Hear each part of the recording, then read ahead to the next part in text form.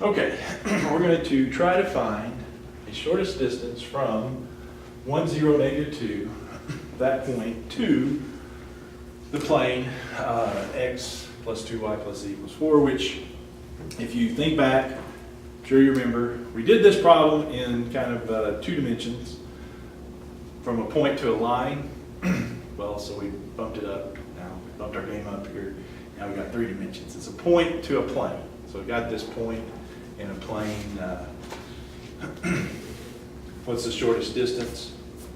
Well, good news is the distance formula for 3 dimensions is very similar to 2 dimensions. The distance between points is, usually the way we write it is, you do the difference of the x's, x2 minus x1 squared, difference of the y squared, and then difference of the z squared,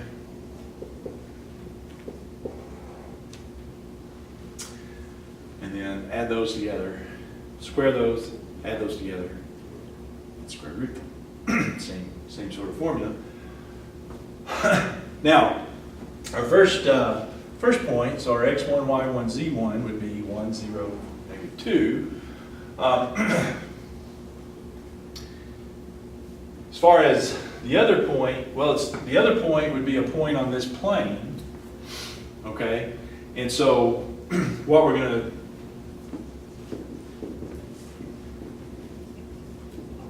say is, all right, so we've got x, y, z. We've got an x, y, z from that plane right there. And what very easily I can do is write z in terms of x and y, and then I can use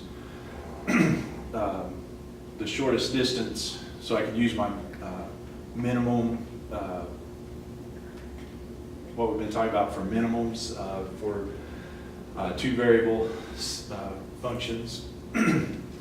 Yeah, so this would be z equals 4 minus x minus 2y. And so that's what I can use to make this, shrink this down, if you will, to a 2 variable formula. Is that all right? Everybody see what I'm talking about there? So if I put this in, so I want this not in 3 variables, I just want it in 2 variables. That's basically what I want. And so this will be my second x, second y, and second z. Is everybody on board with me there? So x2 minus x1, we just do x minus 1 squared. y2 minus y1, so that'll be y minus 0 squared, that's just y squared. Let's put it in there. And then z2, so that's the 4 minus x minus 2y minus z1, which is -2.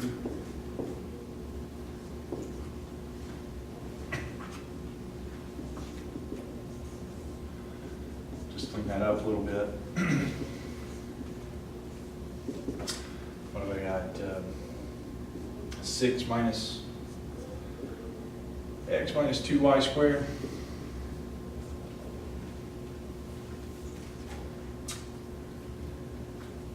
Okay, so I want to minimize that.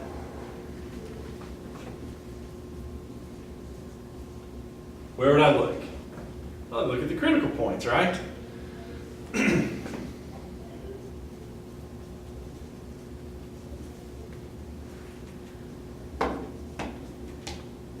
Just like before, when I looked for mins and maxes, I looked at the critical numbers. Here, I look at the critical points. X, and that's why, again, I got it into 2 variable format here. Now, they do point out here that the critical points for this and its square would be the same. So actually, we're going to do the critical points for d squared, which that would just get rid of the square root and save us a whole lot of hassle when finding the derivatives, right? We don't have to do that chain rule for the square root. So yeah, so we'll convert that up to a d squared. Well, what where do these critical points occur? They occur when the partial derivatives equal 0. So let's get our partial derivatives here. What's the partial derivative with respect to x?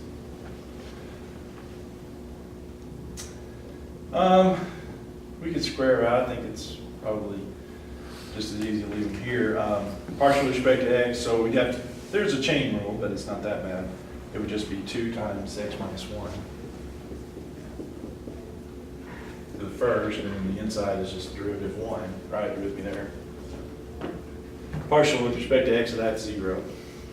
Partial of that with respect to x, well, again, the chain rule. So that would be 2 times 6 minus x minus 2y to the first, times derivative of the inside. Well, there is a little bit of a inside derivative besides 1. It'd be negative 1, wouldn't it? With respect to x. Okay? So let's see that. Go ahead and simplify that down. That'd be 2x minus 2. That would be plus, no. So that'd be minus 12. 2 times minus x times minus 1 would be positive 2x. And then 2 times minus 2y times minus 1 would be positive 4y.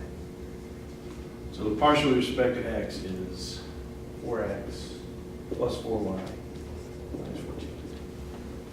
For that. And I want to set that equal to 0 eventually. But again, it's just going to be part of a system because it's got x and y in it. I guess I could divide by 2. Let's just go ahead and do partial with respect to y. So same thing. With the partial with respect to y, so it'd be 2y. And again, the chain rule there, so it'd be plus 2 times 6 minus x minus 2y to the first. Then the derivative of the inside with respect to y would be minus 2. So that's going to give me my partial of y, 2y minus 24, positive 4x, check on these, and positive 8y. Do all those right? So we got 4x plus 10y minus 24 equals 0. Did I do those right? That's what I've got on my paper, so always good to have that checked. I think I've got it. All right, so here's my system. Solve it however your heart desires. Looks like there a little elimination would work. If I go 4x plus 4y minus 14 equals 0. And then do the minus of this one, right? So minus 4x minus 10y plus 24 equals 0, right? That'll eliminate the x's. So I get negative 6y. So I get kind of isolated. Plus 10 equals 0. So negative 6y equals negative 10. Divided by negative 6, and I get y to be, is that 5/3? Yeah, that's, as I recall, that's what happened in our one variable or two-dimensional version of this. We usually got fractions. Same thing here. All right, but we need the x value to go along with that. So how do we get the x? Well, take your pick, plug in y to be 5/3, either here or here. Doesn't matter. So you got 4x plus 4 times 5/3 minus 14 equals 0. 4x plus 20/3 minus 14 equals 0.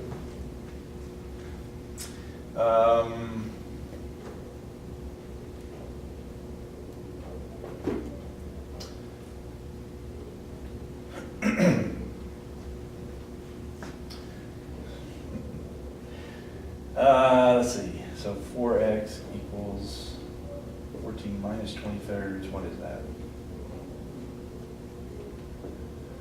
42/3? So 22/3? divide by 4, which is going to be 22 over 12, 11 over 6. 5/3, or 11/6, 5/3. My critical point, unless y'all tell me otherwise. Does that look okay? Believe that? And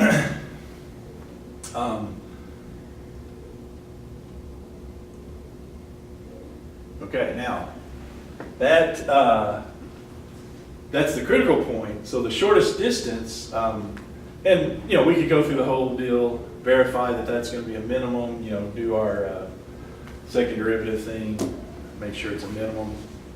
It's not terribly.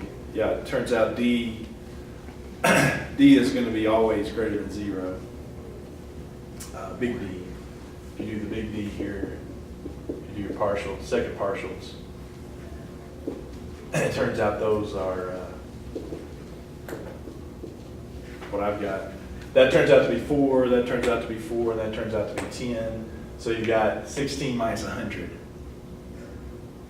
So that's negative 84, which is less than 0. Oh, great. Oh, I'm sorry. I messed that up. That's positive 84. FXX, 20, positive 24. How do you get positive 24? I don't know, but it did. Right. Somewhere in there. I must have something on there. Anyway, turns out it is a minimum. But it wants the minimum distance. So what is the minimum distance? Well, the minimum distance would be, evaluate that here. Plug that in. So minimum D, plug that in for the minimum D. So it'd be square root of 11/6 minus 1 squared plus y squared to be 5/3 squared plus 4 minus, 6 minus 11/6 minus 2 times 5/3 squared. So it's just a little bit of a fractional deal. I get 5/6 times the square root of 6. Along about in that range. It's the minimum distance between those two. Let's check mine.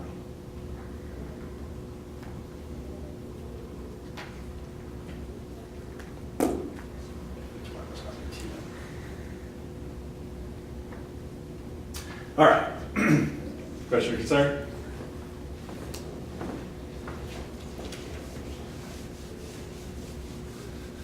Well, the other application here is the box problem. Find the dimensions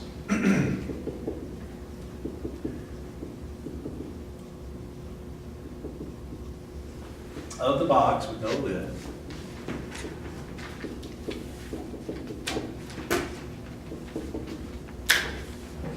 With minimum surface area.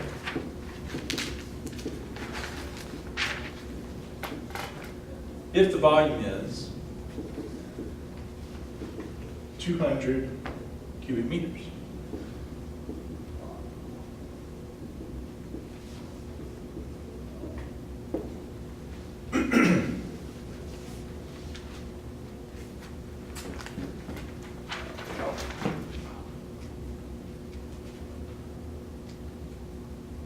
Uh-oh.